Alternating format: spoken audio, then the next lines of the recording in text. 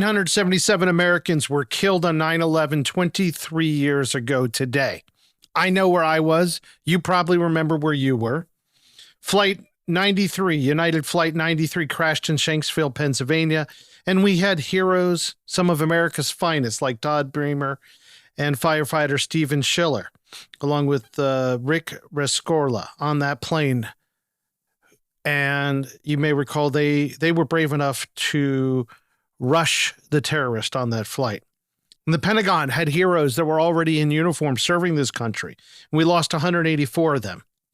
By 9/12, we united as a nation once again, and we swore we'd never forget. By September 14th of that year, George W. Bush was standing on a pile of rubble, along with those construction workers. And he responded to them by saying, I can hear you. I can hear you. The rest of the world hears you. And the people who knocked these buildings down will hear all of us soon. And man, America rallied, and we went from gloom and doom to pride and unified once again. We sent sons and daughters overseas en masse to fight what has become the global war on terror, a war that basically has not ended. But we loved our first responders. We treated them with the respect they deserve. Our police, our firefighters, our EMS personnel, not just in the city of New York, but all around the country. Rudy Giuliani, who has since been disgraced by the left, was a national icon. We understood the threat from Muslim terror that was carrying forward hate that was generated centuries ago. We proudly stood by our friends in Israel. Most importantly, we recognized America was a target, and our only way to keep our republic alive and to survive as a nation was to take measures to safeguard it. The Department of Homeland Security, TSA security checks. Border security eventually became a big concern. We passed the Patriot Act. We have drone attacks that became famous, and so much more that we did to change our lives to hopefully make us safer. Did we succeed or did we fail? That is the question we must answer. I'm Bryan Rudnick, host of Rally for the Republic. As usual, I'm fearlessly broadcasting from the free state of Florida on this very solemn day. In the next 15 minutes, I'll answer that question and discuss last night's thrilla and filla right after the break. This is a battle cry for the American way of life and a relentless pursuit of truth and justice. It comes from a voice with unmatched experience and unyielding resolve. Join us as we dissect current events and tip the scales in your favor. This is Rally for the Republic with your host, Bryan Rudnick. Pick up your pencils. This is Bryan Rudnick, fearlessly broadcasting from the free state of Florida. I'm going to get right down to it. America has fallen short of our promise and pledge from 9/11. We're on the verge of ignoring Benjamin Franklin's clarion call in 1787. When he walked out of the Constitutional Convention in Philadelphia, it was in Independence Hall. It's about a 10-minute walk from where last night's debate occurred, and a woman asked him, well, doctor, what have we got, a republic or a monarchy? And Franklin responded, a republic if you can keep it. So if you're on Team Kamala and you thought she won the debate last night, you're a moron. And if you're on Team Trump and you think he shit the bed, you're not entirely wrong. Politics is show business for ugly people, and last night proved it. The format sucked, the moderator sucked, the questions sucked, the rebuttals sucked. And you know what I say? So what? Truly, so what? I know people are bent out of shape, but here's the reality. Nobody really got their minds changed. About $1 billion, maybe several $billion will be spent in the next 53 days. Your inboxes, your cell phones will be inundated with emails and text messages. I will thankfully be a part of that. Your favorite websites will be mired in native ads, display ads, pre-roll videos like the annoying Kamala videos on YouTube right now. And if you still watch broadcast TV and some streaming services, you'll be bombarded there as well. That's what I do. That's what my colleagues do, and it works. So we're going to keep doing it. And the left is going to keep doing it. And if you didn't have your mind made up on July 21st when Joe Biden was kicked out and Kamala took over the Democrat Party without a single vote, then someone like me is going to find a way to influence your vote between today and November 5th. That's the reality. You're either going to be apathetic or you're voting for one of these two people. If you were under the false impression that Donald Trump was going to get a fair fight on ABC News, then you've not been paying attention to American politics since he came down that escalator at Trump Tower in the summer of 2015. So I got to tell you, I'm just tired of seeing Republican after Republican since, during, and after the debate bemoan the bias. I'm tired of reading the thoughts of the pundits, left, right, center, or whatever they are, rate the performance, especially of Trump, like it's 2016, and they've forgotten that there's been a paradigm change since he got into the first race. Trump is a change agent. Love him or hate him. He has changed the dynamic. As I talked about in a prior episode, this whole concept of presidential, he changed it. We are in his political universe. Love it or hate it. So stop judging him in the paradigm of yesteryear. This is a new paradigm. And even Kamala Harris is learning that she has to adapt. So let's talk about what matters and stop worrying about the complaints. Because we know that the bias against Donald Trump stems from the left, whether it's the media, the Democratic Party, the AOCs, the Bernie Sanders, and then there's the deep state that still controls our government, like the military-industrial complex that has bought and paid for the supposed flag officers that joined Team Kamala. And then there's the establishment folks, and like a Mitch McConnell type. And then there's, the Cheneys who kind of blend into both of those categories that have joined her. And all those people don't like Donald Trump because he doesn't tolerate their bologna sandwich. And they know that he knows they're dependent on the endless wars and the other problems of like overspending in our government for them to fill their pockets. So their bias, their hate, their attempts to take him down are not going to stop. What that means is you got to take back the country. You, me, and everyone like us needs to keep going forward. And it doesn't matter that the ultimate childless cat lady, Taylor Swift, just endorsed Kamala. She's a moron who caters to teeny boppers. Most of them can't vote, and she acts like a child herself with her overrated music. Okay? And the best advice you can give about last night is to actually follow her words and shake it off. That might have also been her last good song, because the latest album really sucks. In reality, we know that the celebrities, the Swift-type celebrities, have their heads in the cloud. She actually doesn't realize that she's about to become one of America's biggest victims if Kamala gets elected, because who does she think Kamala's about to tax to high hell? Other celebrity lunatics like her are just a bunch of out-of-touch limousine liberals. Okay? So they don't care about inflation because it doesn't affect them. They don't remember that actually affects them. You think they're going to the grocery store to buy their food? They don't care about killing babies in the womb because, let's face it, look at Hollywood. Does it look like they're centered on their Judeo-Christian values? They don't care that the world's about to be on fire. They can get on a private plane, fly wherever they need to. They don't want to talk about the negative stuff because it's inhumane to turn needy people away at the border. And it doesn't fit their narrative as a celebrity who wants to pretend like they actually give back. So what do you have? You got Donald Trump being the adult in the room talking about adult topics like border security, fentanyl, inflation, peace in the Middle East. And you find out that the genocide's actually being perpetrated by the people propping up the protesters on college campuses. And you start to dislike the adults like Donald Trump who tell you the truth and want to solve the problems. And guess what? Those problems aren't cool.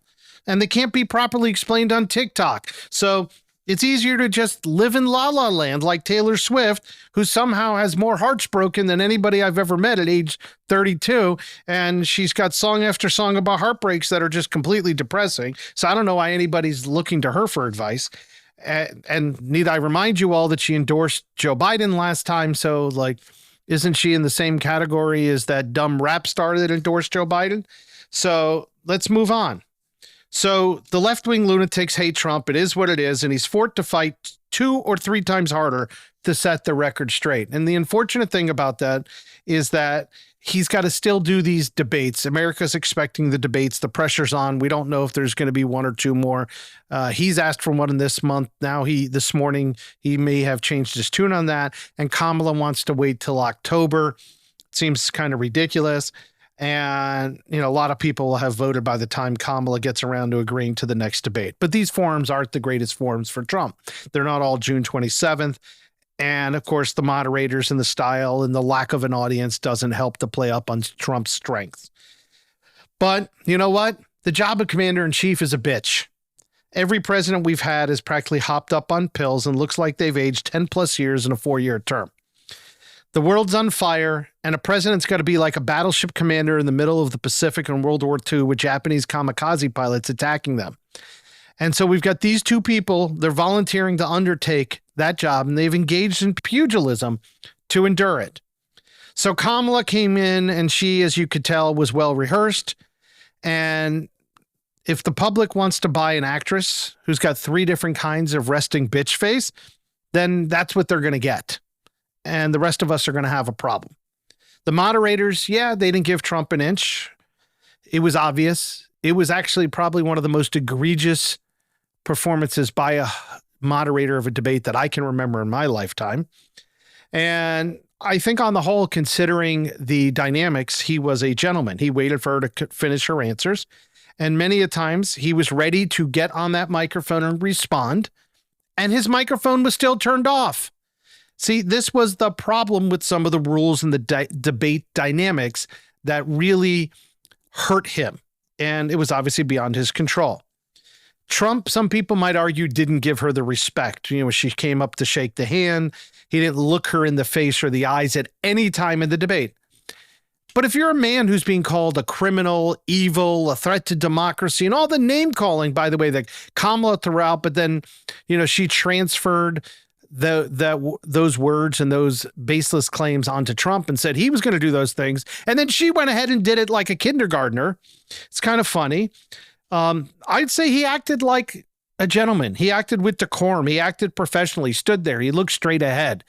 The man did not look like you were throwing him off his game. He looked like a man that said, don't F with me. And that's what we need in our president. So I think he succeeded there.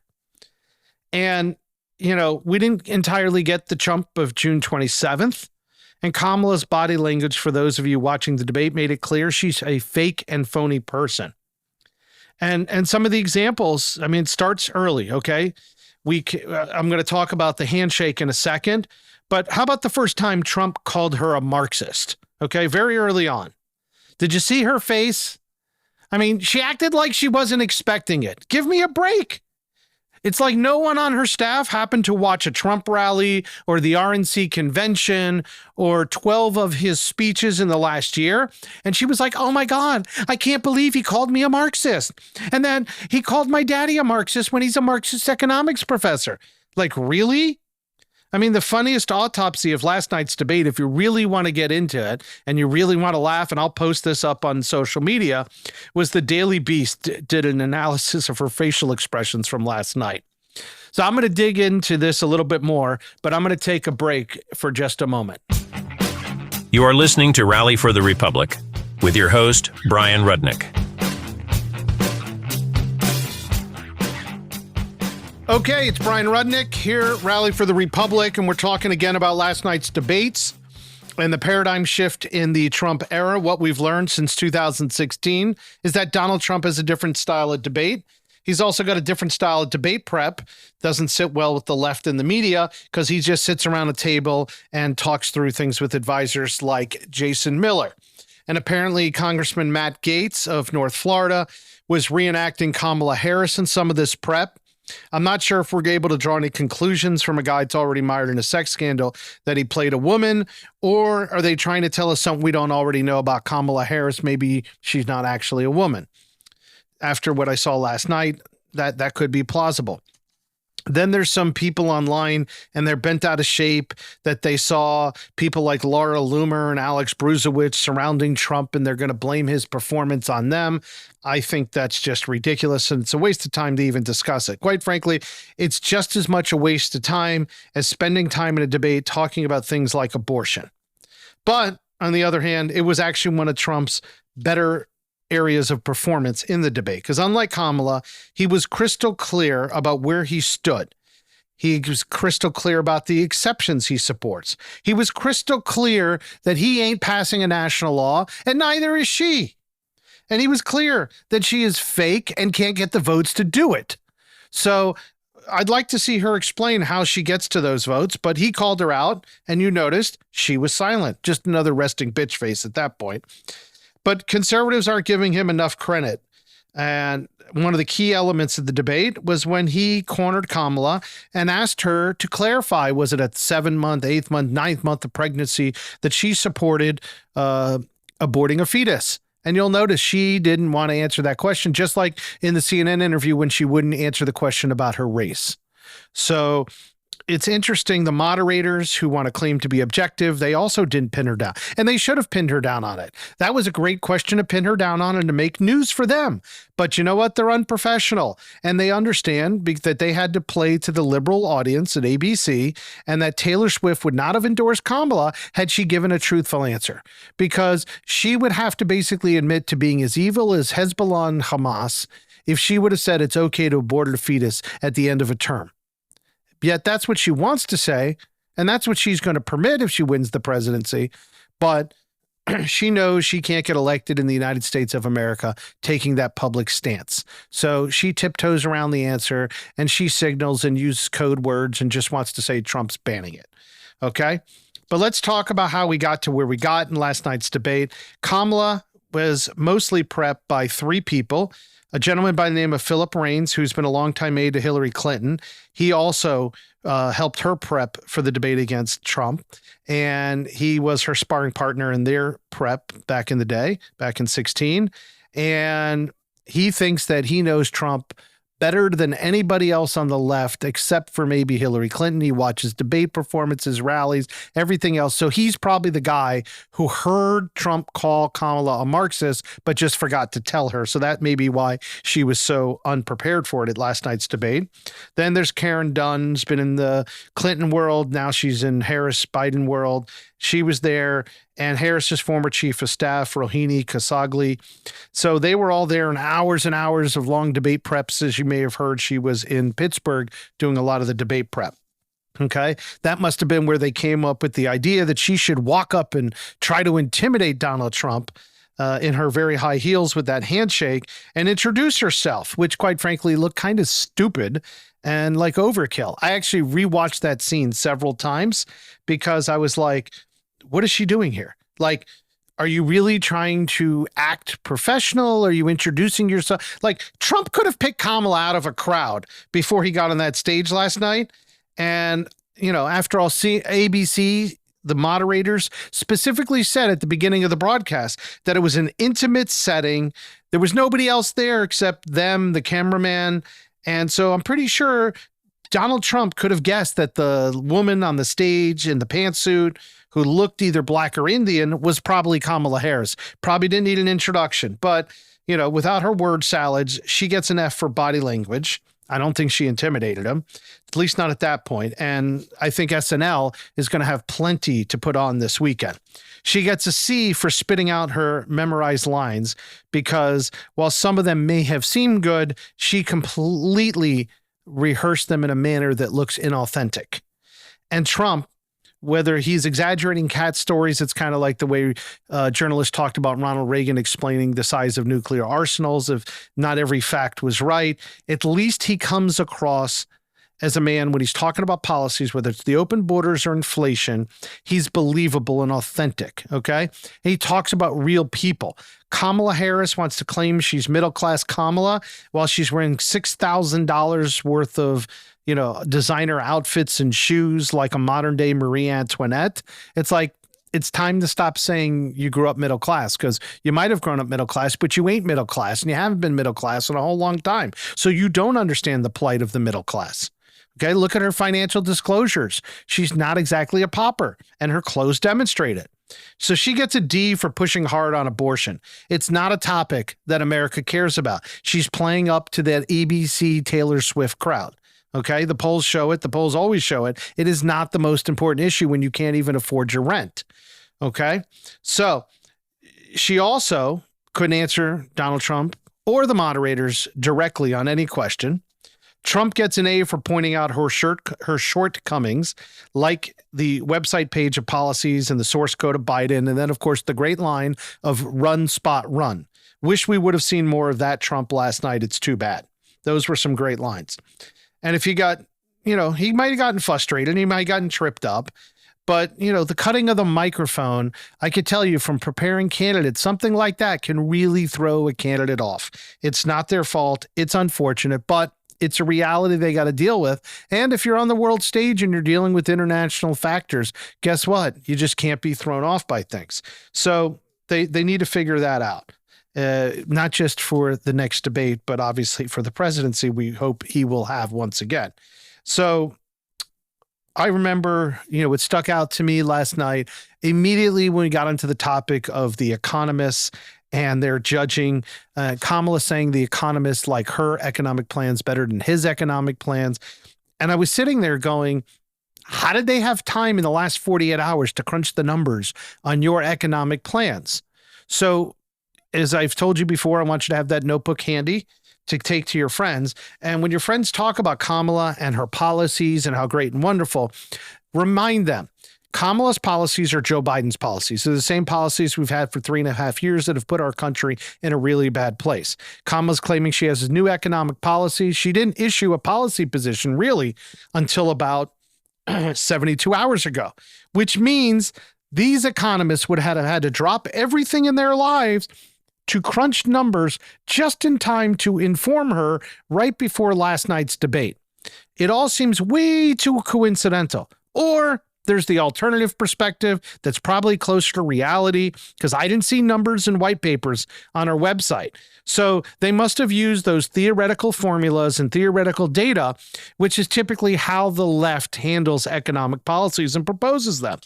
So that tells you everything you need to know about Kamala and the theoretical economists, whether they were from Wharton or not, who support her policies and claims that she made in the debate.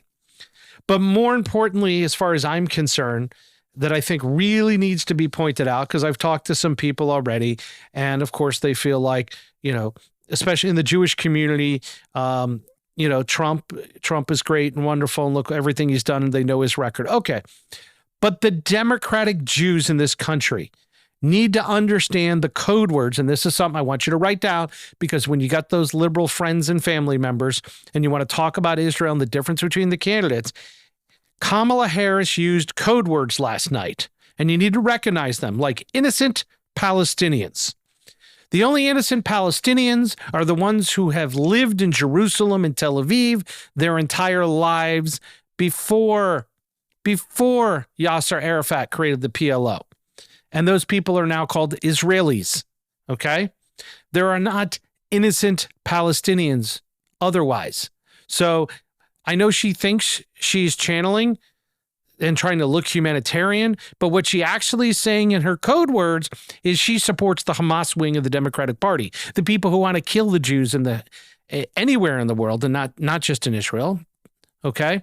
She supports the people who want to kill Jews in and outside of Israel. She supports the people that want to kill Christians in America inside and outside of Israel. That's really what she's talking about. Okay. She isn't saying, oh, and Trump, challenged her, right? And said, what he said to you don't really care for Israel and whatnot. And Benjamin Netanyahu, you wouldn't meet with them. And she didn't say that's baloney. I've been to Israel multiple times. She didn't say I'm married to Dougie and we're proudly Jewish and we celebrate Jewish holidays in my own. No, nothing. They forgot to script that part. And Lindsay Davis, the ABC moderator, wanted to pretend that she was objective. So she said, Madam Vice President, you in December said Israel has a right to defend itself. But you followed up and said it matters how. Folks, today, as we said earlier, is the 23rd anniversary of the worst attack on American soil. It was perpetrated by Muslim extremists. 23 years ago, we got an education in what Muslim extremism is. It's coming after Jews. It's coming after Christians. Okay? And on October 7th, the same descendants of those barbarians went after more Jews and Christians and Druze, or at least since then too, is all a part of a campaign of terror, okay? They didn't ask anyone, what should they do with the innocent Jews or how to handle the innocent Christians. They didn't ask it on October 7th. They didn't ask it on 9/11/01.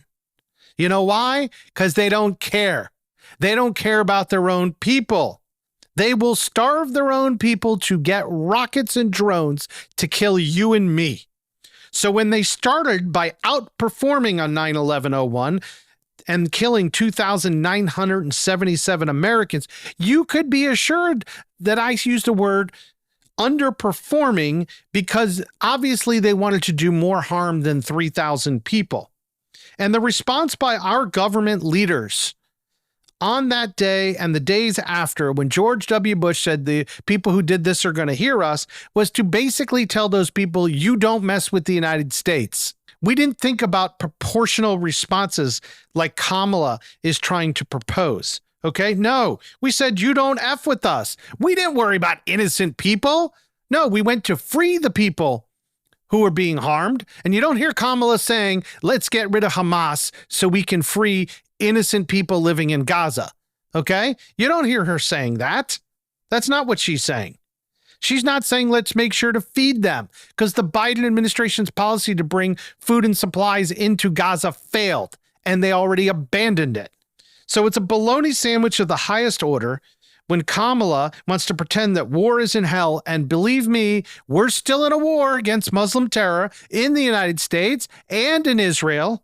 And Kamala wants to show that she's just a weak-kneed, American-hating Marxist. So I dare anybody to tell me that when someone attacks us again, we're not fighting back and killing them, their loved ones, and anyone who supports them. Because that's what Israel's doing. And there's some Old Testament passages that support that thinking. And it's not just an eye for an eye that I'm talking about. So Kamala wants to be the president of proportional responses. She isn't advocating for Israel. What she's saying to you, the average American, is, in her code words, unlock your doors to your home. Hand over the keys to your car and your business to the local criminals because she funded the BLM Minnesota bail fund. And she's going to turn our nation over to criminals and terrorists like China and in Iran and the proxies that Iran supports. And if you think that anybody should give a shit about who has a larger rally, it's ridiculous. That topic alone is simply one to give media outlets column inches, something for them to fill airwaves with. It has nothing to do with reality. But I am going to tell you that Kamala's best advice and best line of the night was encouraging America to attend a Trump rally. And as somebody who's attended several, along with GOP conventions, when Trump was the nominee, and greeting him at the airport here in West Palm, and I've been in the VIP sections for some of these events, I can tell you it's an amazing experience and everyone should do it. Kamala's right. It's an amazing life experience. You will be thankful to have attended or go to an event at Mar-a-Lago that he's at. Those are amazing experiences. Nobody comes out of a Joe Biden or Kamala Harris event going, oh my God, amazing experience, life experience, got to go. I've brought people to them. And you know what happens? They say, when can I go again? So put your pencils down and let me tell you what really matters here in the last moments of this episode. Taking longer than I thought, but you know what? There's some important things we've got to go over. Because 23 years ago today, as you've heard me say already, nearly 3,000 innocent Americans were attacked and killed because of barbarians, Muslim extremists. And since that time, 23 years ago, American families have lost thousands of brave souls, sons, fathers, mothers, daughters, you name it. And they gave the ultimate sacrifice. And there's children growing up in this country because of what happened on 9/11 and the global war on terror that they've grown up without a father or a mother. It's really unfortunate. And you've got to ask yourself, when you speak to your friends, your family, and your loved ones today, and they're talking about the debate, you should ask them, have we properly honored the lives of those we lost on 9/11/01? Have we properly honored the lives of those we lost serving in the global war on terror that we were hoping to put an end to the Muslim extremism that is threatening us to this day? What are you as an American doing to honor any of them? And which person who stood on last night's debate stage down the street from where Benjamin Franklin told us we have a republic if we can keep it, which one of them is most likely to prevent the next 9/11 attack? That question is real. Okay, this is not hyperbole, because if you're listening to the show, Rally for the Republic, you know I'm your host, Bryan Rudnick, and you know that I only want to talk to freedom-loving Americans and constitutional conservatives like you. You know I don't sugarcoat anything. So that's why I keep telling you, stop whining and get moving. Because whoever we're going to elect in the next 54 days has to have it at the front of their minds that they have to stop the next 9/11 attack. That next 9/11 attack is real. We've seen it come close in the Biden administration with terrorists trying to come across the border. We see what's going on in Israel. Those Iranian proxies are not stopping when they get to Jerusalem. I can assure you that. And God willing, they never get to Jerusalem. You've got to ask your friends, family, and loved ones, especially those who might still be undecided for the next 54 days. What will it take to protect Israel, the United States, the future of our republic? Which one of those people can do that job? Will it happen by standing strong and being a bit of what the left might perceive as a jerk by Donald Trump? Or will it happen by being a Marxist and Hamas sympathizer like Kamala Harris, who wants to do the politically correct thing and kowtow to the immature Taylor Swift cat ladies? Because a post by Taylor Swift, albeit done in a humorous manner, was immature and ridiculous. And nobody should take a word she says seriously, because it's hard to imagine that she's had as many heartbreaks as she's had. The only thing heartbreaking is really when you have to listen to her music with your child and go, I can't believe I'm stuck listening to it. I digress. We can't forget the lessons of 9/11, and it's unfortunate because it feels like too many Americans have. So remind your friends, remind your loved ones, history will repeat itself if we don't stand up and do the right things and elect the right leaders who are focused on protecting this country and not appeasing our adversaries. So I thank you for your time. I thank you for listening to this episode of Rally for the Republic. Please like and share us. Send feedback to feedback@rallyfortherepublic.com. More importantly, I'm going to remind you, as I said earlier, please stay in the fight. Your family, your loved ones, your friends all deserve it. We all deserve to unify like we did on 9/12, and we should find a way to get back there, but we're not going to do it by appeasing the forces that want to destroy this country. Those forces being domestic and the forces that are in the Middle East that will come for us once again if we don't stand up and fight back against them, which is all the more reason you need to stand with our allies in Israel and do everything you can to help make sure they succeed. So thank you. God bless you. God bless Israel. God bless the United States of America. Thank you for joining us on Rally for the Republic, where we are fighting for America's future. Visit 1776coalition.com. Rally for the Republic podcast is available on Spotify, Amazon, Apple, and Google Podcasts. Don't forget to like, subscribe, and download. Join Bryan Rudnick next time as we continue to fight for the American way of life and challenge the hypocrisy. This is Rally for the Republic.